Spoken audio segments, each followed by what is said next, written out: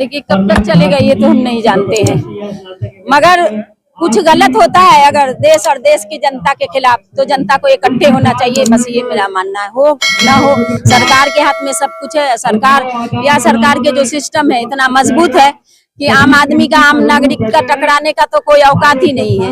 लेकिन एकदम ऐसा भी ना हो कि इंसान है तो जिंदा रहने का तो सबूत देना होगा कि हमारे मुंह में जबान है और हम खड़े हैं। ये तो इस तरीके से आरोप है, चाहे बकरी चोरी का हो, गलत बोलने का हो, इतनी सजा आज तक किसी को नहीं। बिल्कुल जितने क्रिमिनल हैं वो तो कितनी बड़ी बड़े ओहदे लेके बैठे हुए, जो जितना बड़ा क्रिमिनल है उतने बड़े ओहदे हैं। लेकिन आप देख रहे हो कि जो देश की तरक्की की तरफ बात करेगा, जो एकता की तरफ बात करेगा, अमन के लिए, इंसाफ के लिए बात करेगा, उसको दबाया जाएगा। ताकि वो कुछ भी सही रास्ते कोई जाता रहेगा तो उसको दबा दिया जाएगा, जेल में ठूस दिया जाएगा, कोई चार्ज ऐसा लगा दिया जाएगा। ये पूरे देश के साथ दमन है। अपनी सरकार के बीच लोगों को लगता है कि हम विदेशी अंग्रेजी सरकार के बीच रह रहे हैं। इस तरह का दमन हो रहा है। बीजेपी पार्टी है, तमाम बड़े नेताओं का आरोप लगते आए हैं, लेकिन उससे भी ऊंचा पद मिलता चला गया है। संजय अधिकारी को जितना बड़ा आरोप था उससे उतना बड़ा पद मिला, बनाया। हेमंत शर्मा पे आरोप थे, मुख्यमंत्री बना दिया। लेकिन एक तरफ आप देखेंगे तो आजम खान बजट में डाल दिया है छोटे-छोटे। बिल्कुल, ये बताए तो नफरत, दंगा, blast, rape, murder, lynching, bulldozer, encounter, यहाँ तक के पाकिस्तान की जासूसी करने वाले लोग भी या उनके सपोर्टर लोग भी सत्ता में बैठे हुए, उनके लिए ना कोई जांच है, ना कोई धाराएं हैं, ना कोई सजा है। और हम आप बता तो रहे, अगर आजम खान ने किसी के साथ मान लिया इंसल्ट किया है तो हम आपके साथ कोई इंसल्ट करते हैं तो जो भी इस्लाम में है कि आप जितना जोर से थप्पड़ मारते हो उतना जोर से बदला लिया जा सकता है, माफ करना भी प्रावधान है।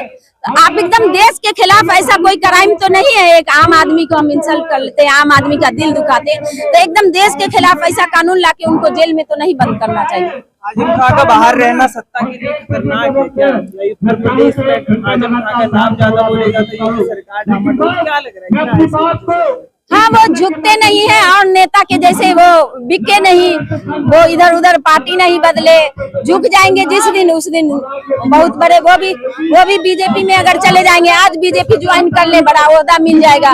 वो झुकते नहीं है, इसलिए वो बहुत बड़े क्रिमिनल है। जो भी सरकार के आगे झुकता नहीं है वो सरकार के खिलाफ है, सरकार का क्रिमिनल है, सरकार उसको दमन करेगी। प्रधानमंत्री एक तरफ मतलब बाहर जा रहे हैं, अरब कंट्रीज में जा रहे हैं, वहाँ के मुसलमानों से गले मिल रहे हैं, और यहाँ पे कटोगी जैसे नारे चल रहे हैं। महिला देखिए, पूरी दुनिया वो देखती है इस बात को, तो हमारे 80% हिंदू भाइयों को भी देखना होगा कि वो तो नहीं दुश्मनी करते, तो हम आप क्यों दुश्मनी करें। जाहिर सी बात है कि उनका काम इधर से चलता है, इधर का काम उधर से चलता है, तो जब वहाँ नहीं है नफरत तो हम आप क्यों नफरत करते हैं। नहीं करना चाहिए।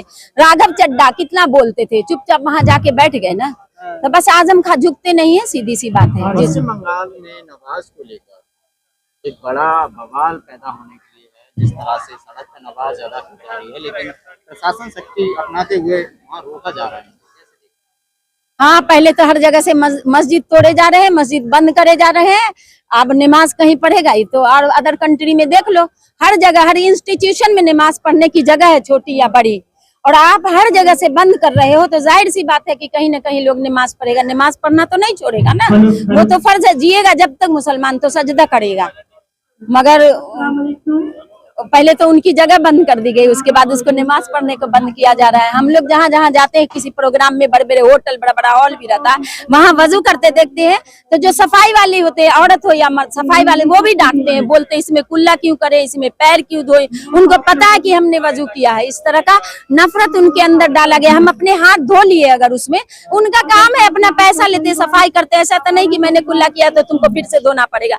लेकिन अंदर ऐसी नफरत बैठी है कि वो बहस करना शुरू कर देते हैं। प्रधानमंत्री जी ने बोला है तेल मंगाइए, कम इस्तेमाल करिए चीजों का। आप एक महिला होते हैं, कैसे कॉम्प्रोमाइज, कैसे देख रही है इस बयान? वो खुद पूरा बंद कर देंगे तो क्या करना होगा। लोग तो बंद ही कर रहे हैं। जिस तरह से महंगाई है, घर में पैसे नहीं है, इनके कहने ना कहने से कोई असर नहीं होता है। और अगर कह दे तो अपने देखिए, अभी यात्रा कर रहे हैं, लोगों को यात्रा करने को तो बंद किए, सोना खरीदने को बंद किए। तो आप भी देखो, वो जो एक बार अकाल आया था तो हमारे जो लाल बहादुर शास्त्री थे, उन्होंने कहा था कि आप एक वक्त खाओ, 2 वक्त खाओ, तो पूरी जनता को कहा, खुद भी खाए होंगे ना।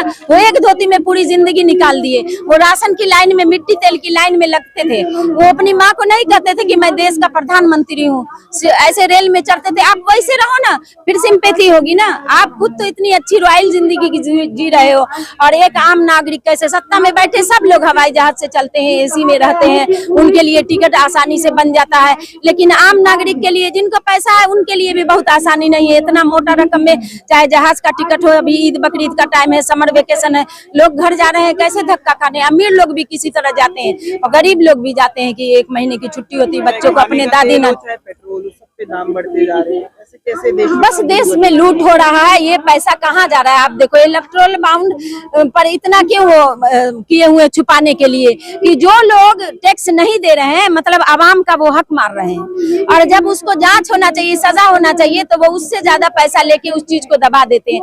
आप लोग टैक्स देगा तभी तो किसी को सैलरी मिलेगी, किसी को स्कॉलरशिप मिलेगा, या आपदा आ जाए देश में तो उसमें सरवाइव करने के लिए दिया जाएगा। अभी उत्तराखंड में देखिए बादल फट गया, चाहे पंजाब में वो बाढ़ आ गया, या हमारे यहाँ कोरोना ही आया, सरकार कितना खर्च करी? या सरकार में बैठे कौन लोग खर्च करे? स्मृति ईरानी जब भी महंगाई की या फिर ऐसी कोई तेल वेल की बात आती है तो उनका नाम आ जाता है। अब कुछ नहीं बोलती है, पहले सिलेंडर लेके नाचती। हाँ, उनको सत्ता में आना था, ठीक करी, लेकिन दुनिया भर में औरतों का रेप हो रहा है, हिंदू महिला को रेप हो रहा है। कभी रेप के लिए नहीं बोली तो वो महंगाई के लिए क्या बोलेगी? एक जान जिंदा जला दी जाती है, मार दी जाती है, रेप करके, लिंचिंग करके मार दी जाती है, उस पर नहीं बोलती है। चोरी तो महीना करने में भी घिन आती है उसको।